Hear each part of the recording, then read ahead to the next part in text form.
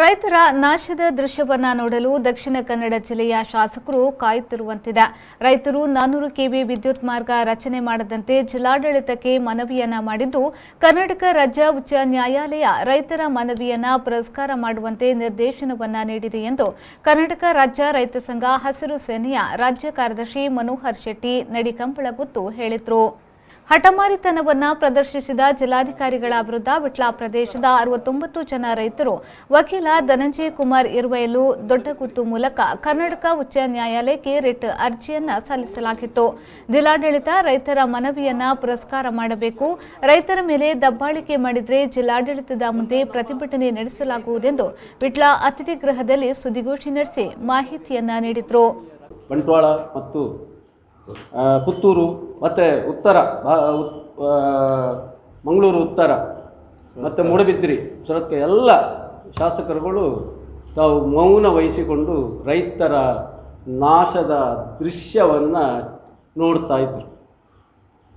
ನಮ್ಮ ಈ ರೈತರನ್ನು ರಕ್ಷಿಸಬೇಕು ಶಾಸಕಾಂಗ, ಆ ಜವಾಬ್ದಾರಿಯನ್ನು ಬಿಟ್ಟು ಕಂಪನಿಯ ರಕ್ಷಣೆಗೆ ಹೊರಟಂತೆ ನಮಗೆ ಭಾಸವಾಗುತ್ತಿದೆ. ಕೊನೆಗೆ ನ್ಯಾಯಾಲಯವೇ ಮೊರೆ ಹೋಗುವಂಥ ಪರಿಸ್ಥಿತಿ ಬಂತು. ರೈತ ವಿಟ್ಲ ಪ್ರದೇಶದ ರೈತರನ್ನು, ಸಣ್ಣ ರೈತರು, ಅತಿ ಸಣ್ಣ ರೈತರು, ಕೆಲವರು ಹೆಚ್ಚ ಭೂಮಿಯುಳ್ಳವರಿದ್ದರು, ಅವರನ್ನೆಲ್ಲ ಕೂಡಿಸಿಕೊಂಡು 69 ಜನ ಇನ್ನೂ ಇದ್ದಾರೆ.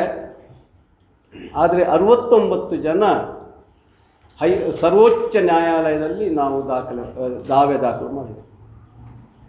ಆ ದಾವೆಯಲ್ಲಿ ಈ ಮೊದಲು ರೈತರು ಜಿಲ್ಲಾಧಿಕಾರಿಗಳ ಬಳಿಗೆ, ಅರಣ್ಯ ಇಲಾಖೆಯ ಬಳಿಗೆ, ತಹಸೀಲ್ದಾರರ ಬಳಿಗೆ ಕೊಟ್ಟಂಥ ಮನವಿಯನ್ನು ಪರಿಗಣಿಸಲಿಲ್ಲ. ನಾವು ಅರ್ಜಿಯಲ್ಲಿ ನಾವು ಕೊಟ್ಟಿದ್ದೇವೆ, ಈ ರೀತಿ ನಮ್ಮ ಜಮೀನಿನಲ್ಲಿ ಈ 400 ಕೆವಿ ಹೋಗ್ತಾ ಇದೆ, ಆಗ ಅಡಿಕೆ, ಕೃಷಿ, ಅರಣ್ಯ ಇದೆಲ್ಲ ನಾಶ ಆಗುತ್ತಿದೆ ಅಂತ ಹೇಳಿ ಕೊಟ್ಟ ಮನವಿಯನ್ನು ಪುರಸ್ಕರಿಸಬೇಕು ಅಂತೇಳಿ ನಮ್ಮ ವಕೀಲ್ ಧನಂಜಯ ಕುಮಾರ್ ಇರುವೆಯಲು ದೊಡ್ಡಗುತ್ತು ಇವರು ವಾದವನ್ನು ಮಂಡಿಸಿದರು. ರೈತ ಸಂಘದ ಜಿಲ್ಲಾಧ್ಯಕ್ಷ ಶ್ರೀಧರ್ ಶೆಟ್ಟಿ ಬೈಲುಗುತ್ತು ಅವರು ಮಾತನಾಡಿ, ವಿದ್ಯುತ್ ಮಾರ್ಗದ ರಚನೆಯ ಬಗ್ಗೆ ವೈಜ್ಞಾನಿಕ ವರದಿಯನ್ನ ನೀಡುವಂತೆ ಜಿಲ್ಲಾಡಳಿತಕ್ಕೆ ಕೇಳಿದ್ದು, ಇದರ ಮಾಹಿತಿಯನ್ನ ಇನ್ನೂ ನೀಡಿಲ್ಲ. ತಮಿಳುನಾಡು ಭಾಗದಲ್ಲಿ ಸಿದ್ಧಪಡಿಸಿದ ವೈಜ್ಞಾನಿಕ ಮಾದರಿಯಲ್ಲಿ ಆತಂಕಕ್ಕೀಡಾಗುವ ವಿಚಾರಗಳಿದೆ. ಜಿಲ್ಲಾಡಳಿತ ವೈಜ್ಞಾನಿಕ ಮಾಹಿತಿಯನ್ನ ತಕ್ಷಣ ಬಹಿರಂಗಪಡಿಸಬೇಕು. ವಿದ್ಯುತ್ ಮಾರ್ಗ ಯೋಜನೆಯನ್ನ ಸ್ಥಗಿತ ಮಾಡದೆ ಹೋದಲ್ಲಿ ವಿಟ್ಲದಿಂದ ಜಿಲ್ಲಾಧಿಕಾರಿಗಳ ಕಚೇರಿಯವರೆಗೆ ಪಾದಯಾತ್ರೆ ಮಾಡುವ ಮೂಲಕ ಪ್ರತಿಭಟಿಸಲಾಗುವುದೆಂದು ಹೇಳಿದರು. ಹಿಟ್ಲರ್ ಎನ್ನುವ ಒಬ್ಬ ಜರ್ಮನಿಯ ಸರ್ವಾಧಿಕಾರಿ ಇದ್ದ, ಆ ರೀತಿಯ ಪರಿಸ್ಥಿತಿ ಜಿಲ್ಲಾಧಿಕಾರಿಯಲ್ಲಿ ಕಾಣ್ತದೆ. ಇವರು ರೈತರನ್ನು ಕರೆದಿಲ್ಲ, ಮಾತಾಡಲಿಲ್ಲ. ನಾವೇನು ಆಯ್ಕೆ ಮಾಡಿ ಕಳಿಸಿದಂಥ ನಮ್ಮ 224 ಶಾಸಕರಲ್ಲಿ ಇಲ್ಲಿ ಅವರೊಂದು 6-7 ಜನ ಇದ್ದಾರೆ. ಇವರನ್ನು ಕರೆದು ಮಾತಾಡಲಿಲ್ಲ. ಏನು ಅವರು ಮಾತಾಡಲಿಕ್ಕೆ ಯೋಗ್ಯರಲ್ಲ ಅಂತ ಕಾಣ್ತದ ಏನು ಅಂತ ಗೊತ್ತಿಲ್ಲ ನಮಗೆ. ಆ ಪರಿಸ್ಥಿತಿಯಲ್ಲಿ ಇವರು ಬಿಟ್ಟಿದ್ದಾರೆ ಏನೋ. ಇವರು ಅವರನ್ನು ಬಿಟ್ಟಿದ್ದಾರೆ, ರೈತರನ್ನು ಮಾತಾಡಿಸಿಲ್ಲ. ಏಕಾಏಕಿ ಕಂಪನಿಯ ಜೊತೆ ಶಾಮೀಲಾಗಿ ಅವರಿಗೆ ನಮ್ಮ ರೈತರ ಭೂಮಿಯ ಮೇಲೆ ಬಂದು ಸರ್ವೆ ಮಾಡುವಂಥ ಅಧಿಕಾರವನ್ನು DC ಕೊಟ್ಟಿದ್ದಾರೆ. ಈ DC ಯಾರು ಅಧಿಕಾರ ಕೊಟ್ಟಿದ್ದಾರೆ? ಇದನ್ನು ಸರ್ಕಾರ ಕೊಟ್ಟಿಲ್ಲ.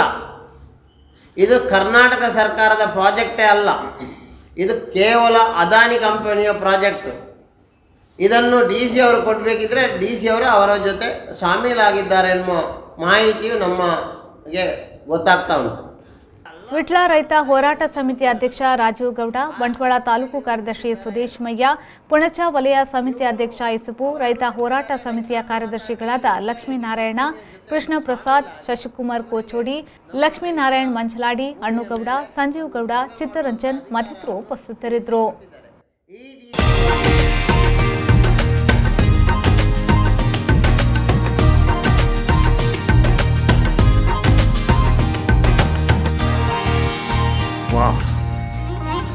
ಅಪ್ಪ, ಇನ್ನಾದ್ರೂ ಸಂಭ್ರಮಿಸಬಹುದಲ್ವಾ? ಇನ್ನು ಸಂಭ್ರಮಿಸಲು ಕಾಯ್ಬೇಕಾಗಿಲ್ಲ, ಯಾಕಂದ್ರೆ ನಿಮ್ಮ ಉಡುಗೆ ನಮ್ಮ ತಲೆಮಾರಿನ ಆಯ್ಕೆ. ನೂತನ್ ಕ್ಲೋತ್ ಸೆಂಟರ್ ಮಡಂತ್ಯಾರು, ಕುಟುಂಬಗಳ ತಲೆಮಾರಿನ ಆಯ್ಕೆ.